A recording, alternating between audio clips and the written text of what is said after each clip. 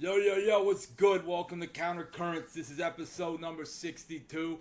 Petey still here. My co-host Elena Torres is off for a couple weeks, so it's just me and the headliner doing this shit. So I want to bring to you my new friend Kim Congdon, everybody. Oh my gosh, what's up? Yo, man, thanks so much for doing it. We've been having a good weekend. Yes? We have, yeah, we've been having so much fun. Fuck yeah, man. I was always in awe of your comedy. I mean, it just, the stuff I've seen on these roast battles and the clips I'm seeing, I'm like, I just admire somebody who's so fearless. It's like, a millennial too. Yeah. Because a lot of you guys can be kind of fucking pieces of shit. It's true, yeah, no, I am for sure sometimes, but yeah, I honestly, my biggest fear is that I'm a better roast writer than I am anything.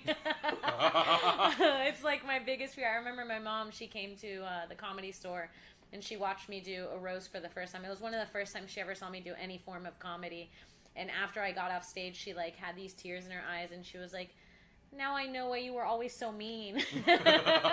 You were good at it. Yeah, she was like, "There is a reason." Yeah. Jesus does everything. Yeah, thank God, right? So, speaking of coming up, so you're from Melbourne, Florida originally, right? Yeah. Okay. I was born in Miami for the fans that don't know, and I think I've said it because I'm also obsessed with Miami Vice, and I know we've talked that topic to death. Oh, yeah. But that being said, I mean, what was that like coming up there versus where you're at now doing this comedy thing? Like, I think Florida's definitely a kind of special, magical sort of place in a lot of weird ways. It really is. People like to hate on Florida, but I feel like I learned so much, and especially because the place that I grew up is so different than the places I live now. I grew up in Florida, I moved to LA, and now I live in New York. So Florida was like the foundation I had for whatever I thought life was. And I think it was nice because where I grew up, it's a very set life. You go to school, you marry your high school sweetheart, you have kids, you work your 9 to 5, and that keeps happening. And I remember growing up, I was like, fuck that, I don't want that. I'm out. I want something different. I want the city life. And then I moved to LA and New York, and I felt happy about that. But at the same time, I like knowing that other life can exist. There's another option where you can like relax and have a family, and I used to shit on it so much, but once you get out here and you're like by yourself and you're doing the grind or whatever, you realize that sometimes those people are actually the blessed ones. Yeah. So I don't like to shit on that anymore at all. I think that if you have a family and a 9 to 5, good for you. You're living a really cool life. At the same time, the other shit's really cool too. Yeah, so right? It's just kind of... Yeah, no, I feel the same way because, being born down there and then raised till about 6, I definitely had that same mentality. I was going to grow up and everything was just going to be like you saw on TV or something. Exactly. And then I moved up here because my mom's a professor. She couldn't get a tenure track there and everything. And she found something here. And like... it's so much more fast-paced. There's so many more, like, interesting, like, high culture type things going on and stuff. And then there's nightclubs and crazy shit. You're like, yeah, I'm a part of something like this big fucking city, whatever. But then you also feel like, ooh, this is kind of very stimulating at times. And you get older and it gets tougher. And then you go back there because my father stayed. He had his position down there. And then he bought a house there, and then they got divorced and all this.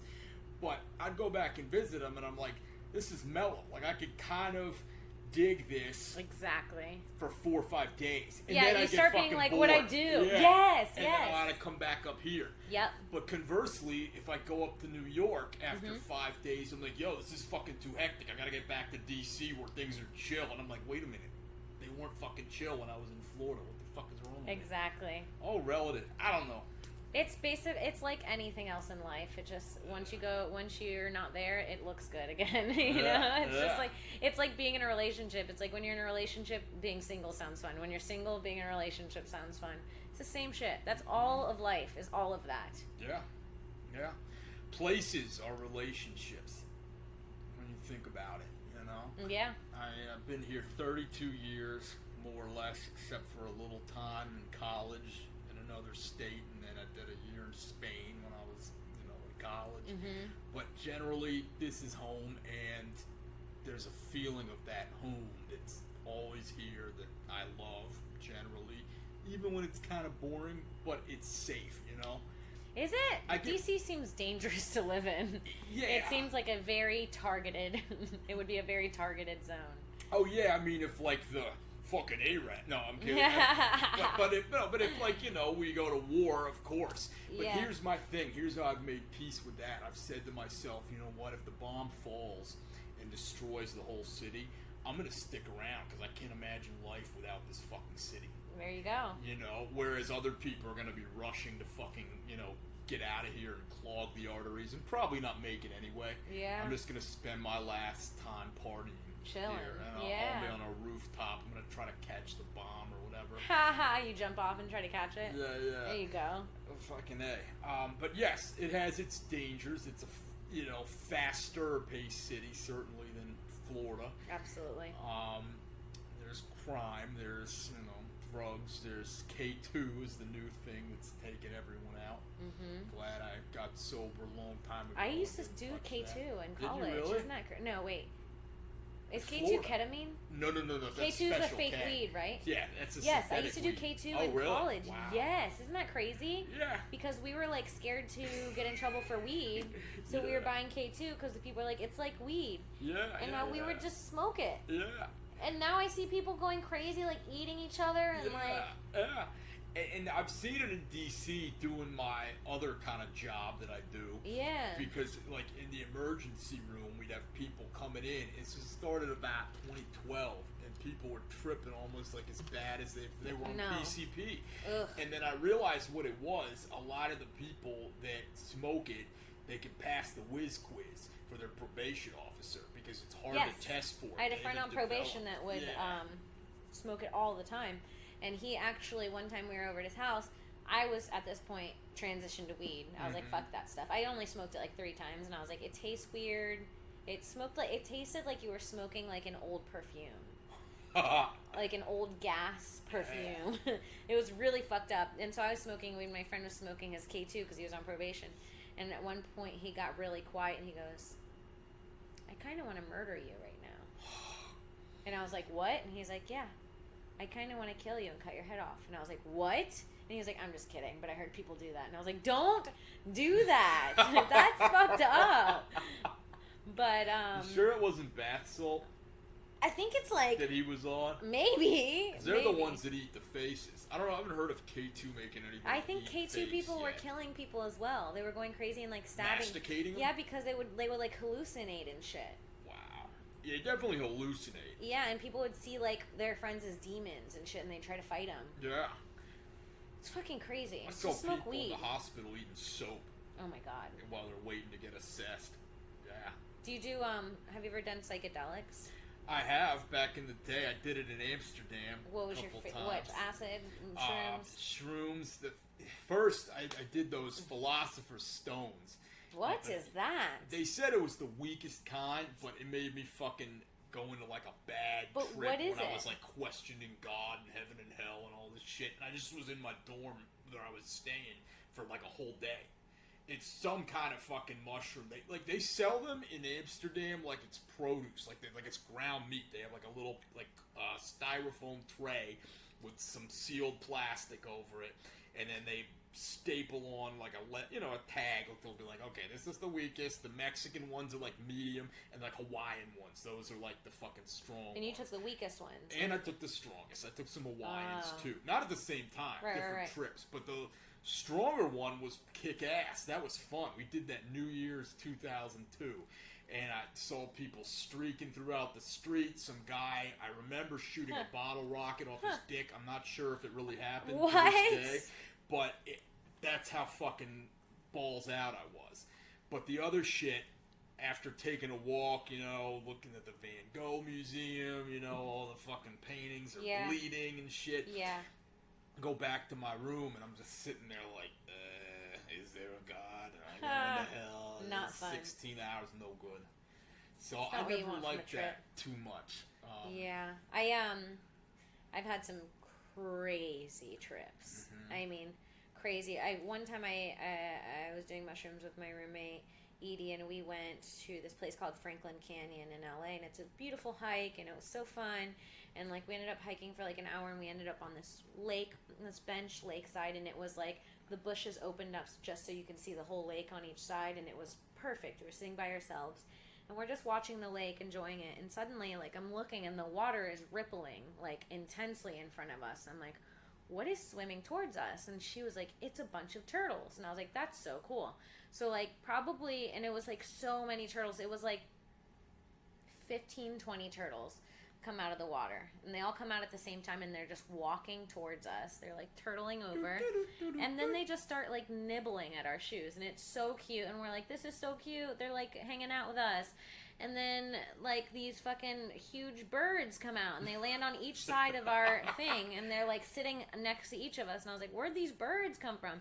And then suddenly, 2 seconds later, 2 chipmunks that are wrestling roll out of the woods and roll onto the back of, a cat. It was like a dog. It was, I'm not even, exaggerating. It was 7 different animals just surrounding us, and at this point, we're laughing so hard every time a new animal comes, and we're like, no way.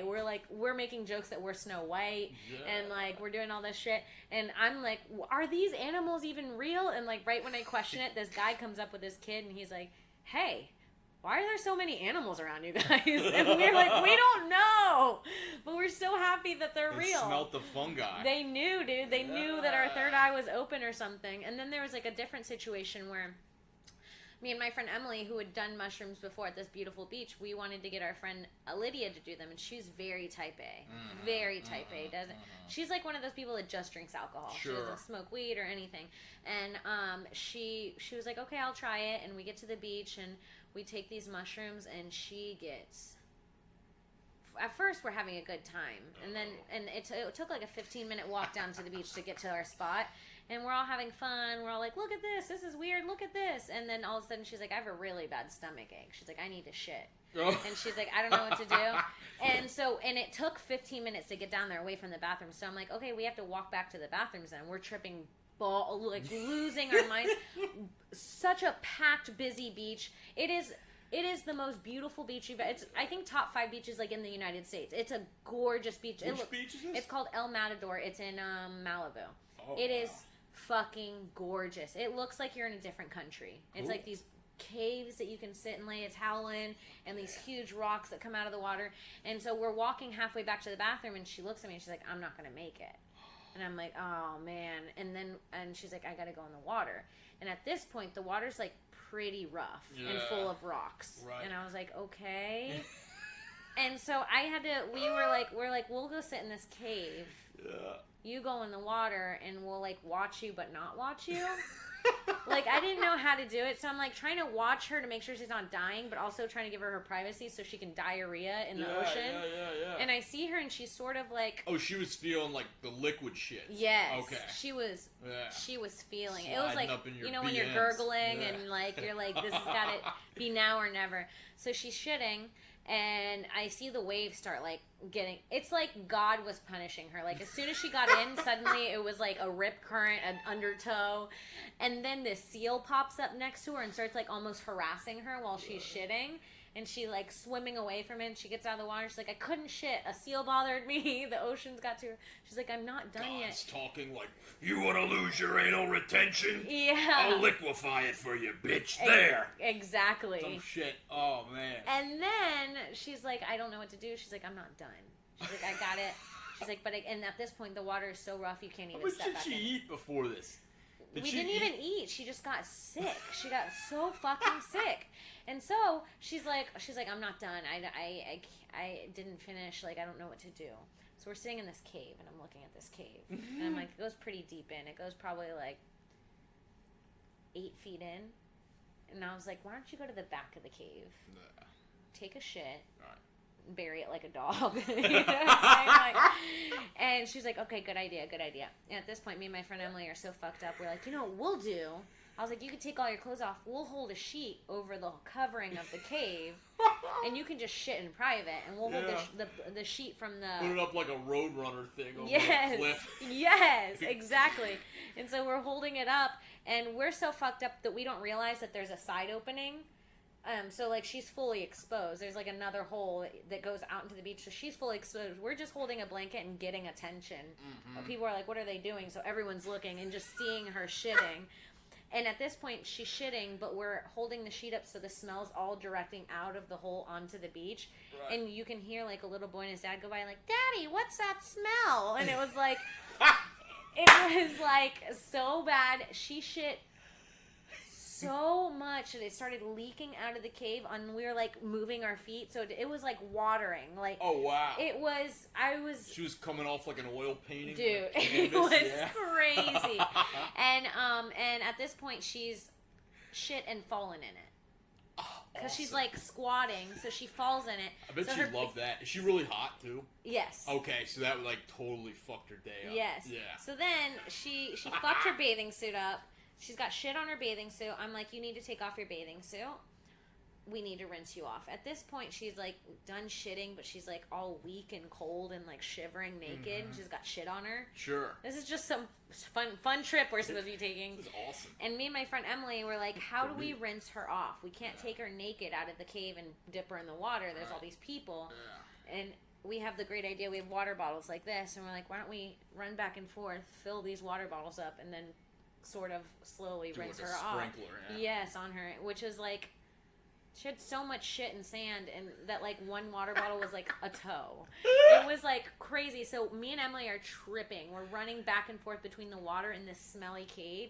And at this point, everyone on the beach has caught on to someone shitting in there. Yeah. It smells. Right. And then She's like this really hot bitch is like a vagrant. Yes. Yeah. Well, we're like all three running out back, and we look crazy. We're filling up this water, and we're running back. And when I'm running back, I hear a girl to her boyfriend go, say something. And her boyfriend goes, what do you want me to say, Lauren? They're all on fucking drugs. And I was like, no, they know. So we're rinsing her off. And then, like, it was, like, so crazy. We saw a pod of dolphins. We all paused to cry at the dolphins. We had our boyfriend pick us up. We had to take this walk of shame with our friend. We put the blanket around her, and we had to take this smelly, shit-smelled walk of shame on the beach. She was just naked. It was embarrassing. She was totally naked? Butt naked. Wow. So she, like, turned Malibu into Europe. Yeah, exactly. Fuck yeah. That's awesome. Yeah. God, that's like an amazing trip ball story. Yeah. And does she do it every week now? Like, no, she'll never do it again. She'll never do it again. She had a terrible time. And, like, I was like, it's crazy because the mushrooms were so good that in between her shitting and, like, panicking, we were like, but this is still fun. Yeah.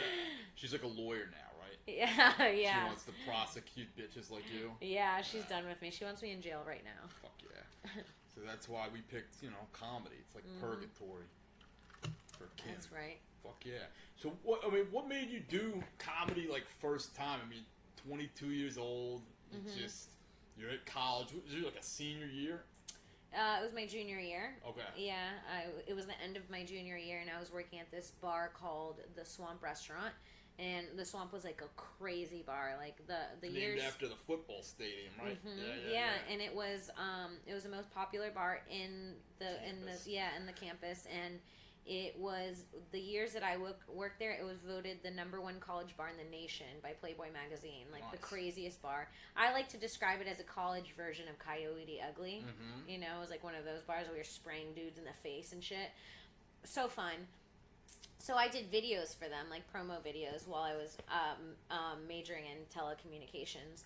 And my boss was like, oh, you do such good videos. He's like, I can hook you up with an internship in LA.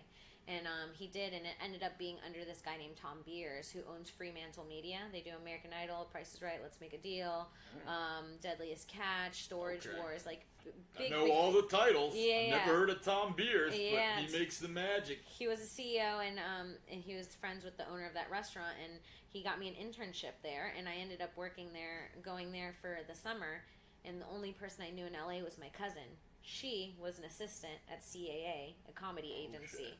So when I wasn't doing my internship, we were going out and scouting talent. I was just tagging along. And I remember the night that I went out, that morning, there had been a huge manhole. Is it a manhole when the earth, like, eats up? Yeah, like it implodes. Yes. It just kind of, like, goes into the ground. Yes, there was a huge manhole that like had eaten someone up in their own living room that morning. This was like 6-7 years ago. Just someone in their living room just got sucked into the earth and died. The David Lynch film. As fucked up as it was so funny to me to be sitting in your to be like a person that was in your living room and then suddenly you're in the earth. Like it's just your time to it couldn't be any more your time to go. Yeah. And I remember commenting on that morning with my cousin. She was like, "That's so funny." We went out that night. We were at the Comedy Store, and Dane Cook gets on stage, and almost verbatim says the funny thing that I said that morning, and he was like killing.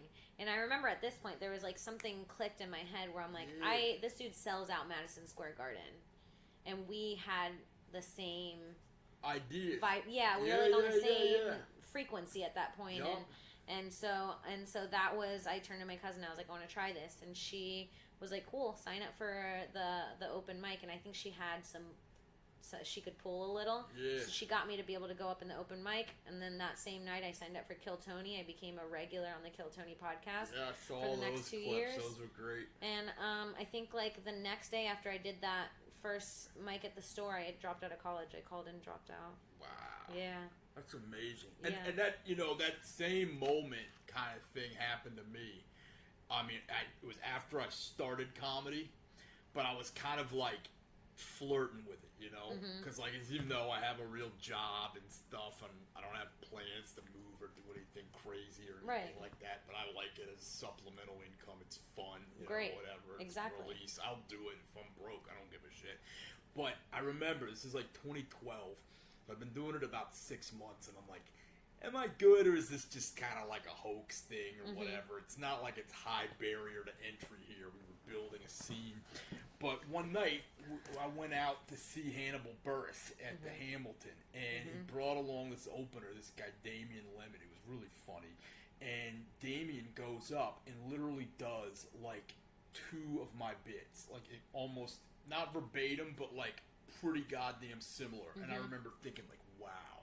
Like, if the fucking opener for this guy who's, like, touring or whatever can do this shit, this is not a mistake. Like, I can do it. And then I went home and I was fucking furious because I had to scrap those 2 bits, Anytime someone says a bit of mine, I'm kind of just like, I take it in a positive way. I go, okay, good. I'm going to get rid of that hack bit because if someone else can think of it, it's a hack bit to me.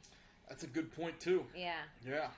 So, that's happened to me recently. Like, someone... just yesterday, a very funny comic tweeted something that I said 6 years ago that I've always like used in my set, and she tweeted, and I was like, "Well, I'm throwing that bit away now, even though I had it first." I was like, "If someone else can think of it, it's not original enough." Sure. And yeah, it's all fucking progress, work in progress, constantly, all the time. It never ends. And what's next for you? Do you know even? Yeah, right now I am.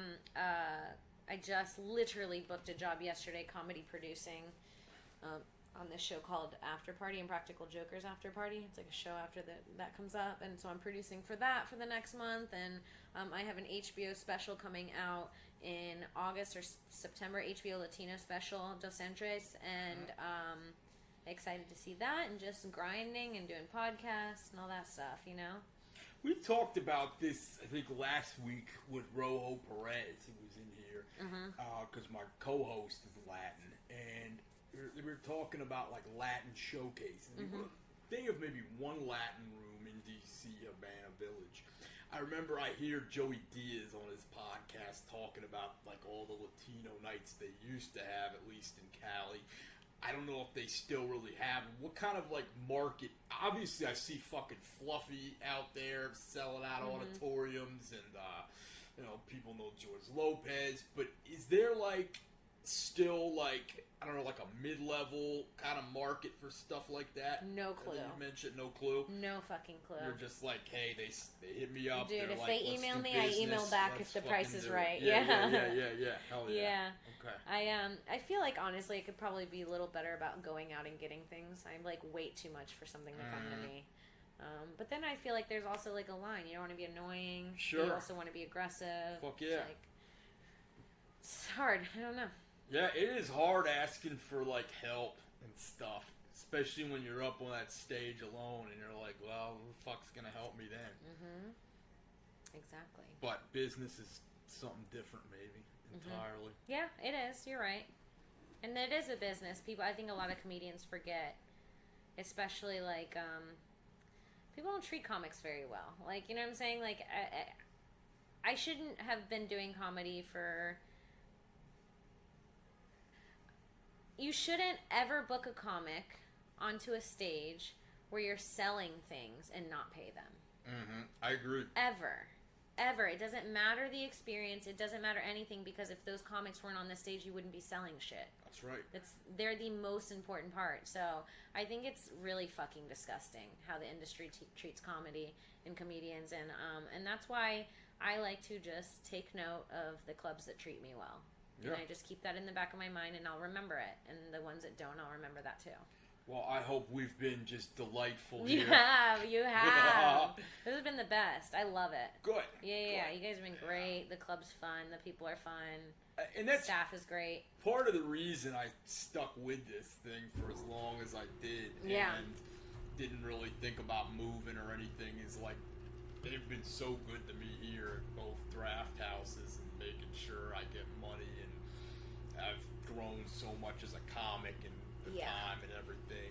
There's leadership here. You won't really see it at like the big shows, but they have 2 big open mics weekly where there's like senior guys that were passed up in New York running the shit, give you feedback, and they're real transparent, which I don't see at a lot of like clubs. You know, like they might book somebody that's got a look or something like that, but it's just nuts and bolts around here. And if like you've got the goods, they'll fucking book you. And you know, you show some initiative, you ask them, they'll say, all right, you need to do this, this, this, and this, and that. Right. And even if they don't like you personally, they'll still book you if they don't fuck with you. And that's like, wow, I'm real impressed by that. I love that. You know? Yeah. That's what you need too to work on your stuff, you know. And speaking of stuff, we got a lot of stuff coming up this next week here at the DC Drafthouse. A couple events on Friday and Saturday, both 7 and 9 p.m. Drew Michael is going to be here on SNL. Yes, sir. And then at the Arlington Cinema Drafthouse, we have none other than Adam Ferreira live from Comedy Central. That's the 16th and 17th shows at 7:30, 10 p.m. On Saturday, and then 7 and 9:30 on Saturday. Dang. Friday. Yeah, I got that right. Good. Hell yeah. So definitely follow us on Countercurrents on the Instagram, the Facebook page. Look us up on Podbean. We move the podcast around, you know, avoid the confusion. Fucking imposters or whatever. And when you follow us, as you know, you get a chance to win 3 free sets of tickets to either one of these shows, and then you can unfollow us and follow again for a chance to win the following week or whatever if you want to run the hustle. And what do you got coming up, Kim, besides this production deal? Any big shows or podcast appearances? You guys follow me on Twitter at Kimberly Congdon, on Instagram at Kim Congdon. Check out my other podcast, Broad Topics. It's Broad Topix. That's on iTunes, Google Play, YouTube, Stitcher, anywhere you find podcasts. And I have another podcast called Subway Creatures, also anywhere you find podcasts, along with you can also find it at the Gas Digital Network and Stone Science. I get professional comedians high and I make them do a science fair project. And if you want to see that, go to youtube.com/Stone Science. Wow. I'd love to come on that and drink coffee. Hell yeah. Let's do it. All right. We want to thank Kim Congdon for coming through and thank all of you guys. Peace out. Later.